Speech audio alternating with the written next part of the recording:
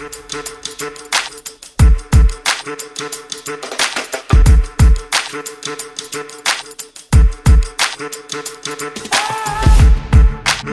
do you guys think like keeps us from being activists? Why are activists such a rare breed?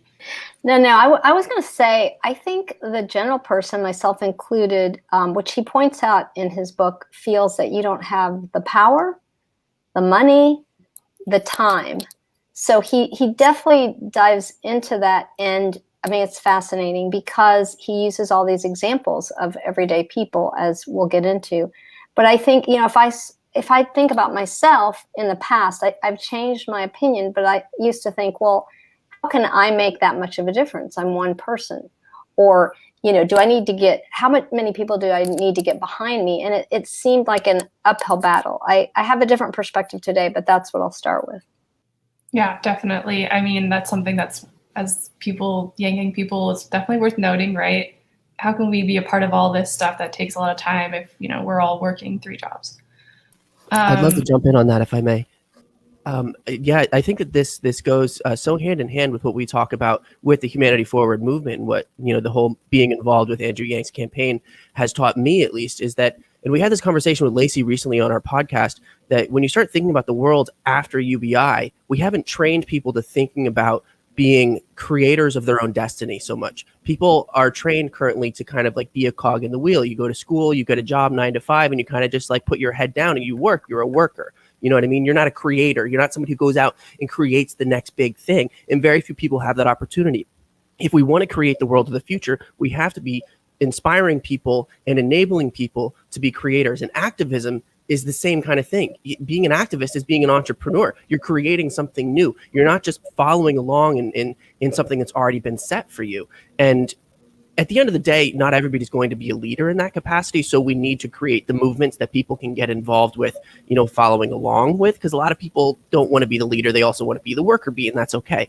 But in terms of inspiring more people to be activists and to take charge, it's the same conversation here that we're having with Blueprint for Revolution, that, you know, I've been thinking about what's the long-term trajectory for humanity in general. And so it's so fun to see how those two worlds kind of coalesce in this conversation. There also is an element of fear in going to protests and feeling like, especially the protests that have been happening here in the States, and we've seen similar in like Hong Kong and things like that, where the police are very aggressive. And so there's that fear of like, well, I think the only way that I can get involved is going to a protest, and going to a protest might be dangerous. And like, what if I get arrested, or what if I get tear gassed? Or, you know, there's that element of trying to like protect yourself. And of course that like fight or flight, like, do I want to put myself at risk for this movement? And sometimes people get held up at the door where it's like, well, I really want to go, but like,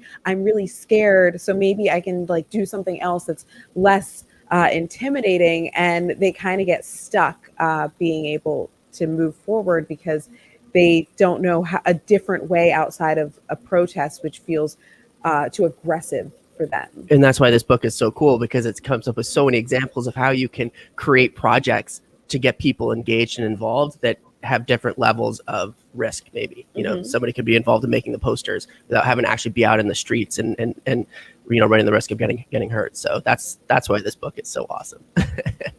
Right. Absolutely. Yeah. Those are really good thoughts. So I want to move on to Victor. What were you going to say? Oh, for me, to answer this question, I'd like to refer to the last chapter of the book. And the last chapter of the book is what punched me in the gut, because I'm certainly guilty about it. And ultimately, I think it begins with you. I mean, it's not anything that's outside that's influenced you or anything. You have to decide whether you want to do it or not. You know, you do it or you don't do it. And I like what he said, that it's like, you know, when you read his book, there's 2 ways. Are you reading the book as an adventure story? Or are you going to read it and take one thing and apply it to your life? You know, it's up to you. Are you reading it for an adventure story and tomorrow you're just going to forget about it? It's a great story, you know, great case studies. Or are you actually going to do something about it?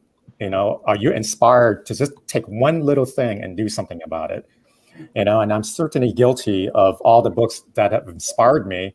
And I'm like, yeah, tomorrow when I wake up, it's going to be a new Victor. I'm going to do something. I wake up and I do shit. I do nothing. You know? So, I mean, that's definitely an eye-opening statement. So something for me to think about. Yeah, thanks for sharing that. Great. So if we don't have any more comments on this one, should we move on to the next? Boyce is raising his hand. Yeah, I would like to say that when people make excuses, they're exactly that. That's it. Let's not be nice about this anymore either. If you have money, that means you don't have a lot of time. So do something with your money. If you have a lot of time, you probably don't have a lot of money because you're poor like the rest of us. If you have time, go freaking do something. Stop making excuses. Read a freaking book. It's not hard. And go do something. I'm tired of people making excuses. You know, I was like you, Vic, where you said, oh, yeah, well, maybe tomorrow. Then sooner or later we do something. You know, Victor, you're helping these two ladies make a great podcast. That's something. That's a start. But it's something. And that's all it really takes is a bunch of little somethings that makes into, you know, I'm a father of 4. I have a podcast. I'm trying to build a damn media network. I got a full-time job. I got a girlfriend. No excuses. Do something. That's all it does. Just do something. Start a damn book club. You know, that's something. And so that's what I take from this is everyone has one of those 3 pieces of that triangle. You know, it's you either have time or you have money or you got the guts to get out there and just put yourself out there despite all the excuses. So that's what I would say about that. It's just no more excuses. Time for action. Time for action. Yeah, I feel like Boyce is the Shia LaBeouf gif that we all need. Just playing in the background all the time. I got to bring the beard back for that. Do it. That's amazing. Lacey, did you have something you wanted to say? I think one of the things that keeps people from being activists is not knowing how, which is one of the reasons why I love this book, because this actually is giving us some concrete ways.